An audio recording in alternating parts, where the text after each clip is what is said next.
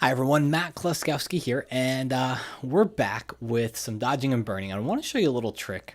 It's a little tip that I learned years ago, and I find myself going back to it the more and more that I find myself dodging and burning inside of Photoshop. And really, when you think about it, and I hope that if there's anything I can do, I can get you to recognize the need for dodging and burning, basically darkening and brightening certain parts of the photo. Because when we're there, all of our senses have this 3D experience, whether it's travel, landscape, portraiture, whatever. All of our senses have this 3D experience. But when we're home and we're looking at the photo, we have to translate that experience to other people. And I think dodging and burning is one of the ways that we can help the viewer see what we really saw when we looked at that photo. So let's go ahead and get started here. So for many years, there's a lot of different ways to dodge and burn. You can use the good old dodge and burn tools right here in the toolbox, which I think are perfectly acceptable. But you can also do another way, which I do, and it's purely personal choice. So don't think that one is better than the other. Is I create a new layer. I come under here into the edit menu. I go to fill, and then I fill it with 50% gray. All right, and then we change the blend mode to soft light, and soft light hides 50% gray. And now we take our brush tool at a low opacity. So if the brush is normally set to 100% opacity, I can just hit the letter 2 for 20, and I would just start painting on the photo, and it makes it darker. Well, here's the little trick that I wanted to show you.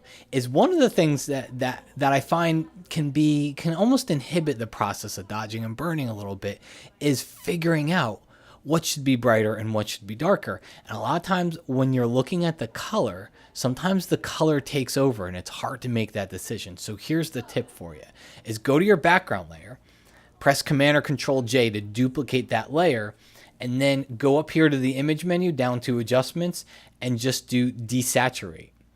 That takes all the color away. I heard it kind of shows you like the bones of the image, like the structure, the photo. It takes the color away, so now you're reduced to just black and white.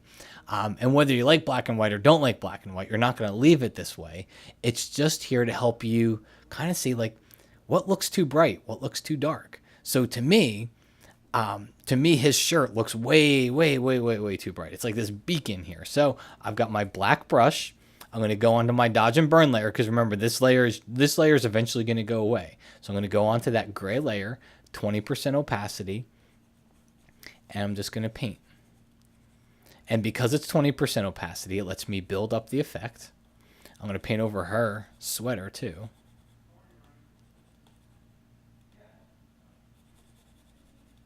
Okay, and we're just making it darker. That's it. Now, if I turn that on and off, you can see the difference. Okay, now what do you want brighter? Well, let's switch over to white. Just hit the letter X. I think I'd like his face brighter, maybe her face a little bit brighter. As I'm looking at the photo, I'd probably want to darken the background a little bit. I'll make my brush bigger with the right bracket key, and just come in here. Maybe darken that background a little bit too.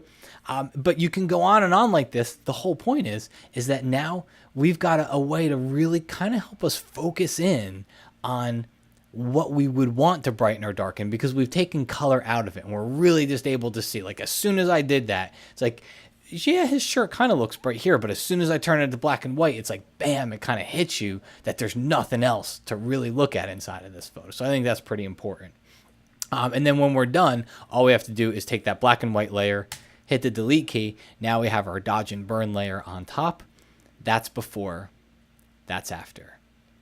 Again, that's before and that's after. And don't forget, if you use the dodge and burn tools, the only change in this is if you use the dodge and burn tools, what I would do is, rather than making this gray layer, just press Command or Control J one extra time and do your dodging and burning with the tools on that copy of the layer. So you'd actually have 3 of the same photo layers, one being the black and white and one being your dodge and burn layer. All right. If I leave you with anything from this, though, it is try to do this to your photos. I know it takes extra time and we want to get through our photos pretty quickly. I promise you it will make a difference. It will make a difference in how people see your photos. It will make a difference in how you see your photos. And that's as big a part of it as anything. But I do promise you it will make a difference, and you'll get a much better feel, and you'll be able to translate what you saw when you were taking the photo, I think, a lot better to everybody that sees the photo after that. Thanks for watching. My name is Matt Kloskowski, and I will talk with you again very soon.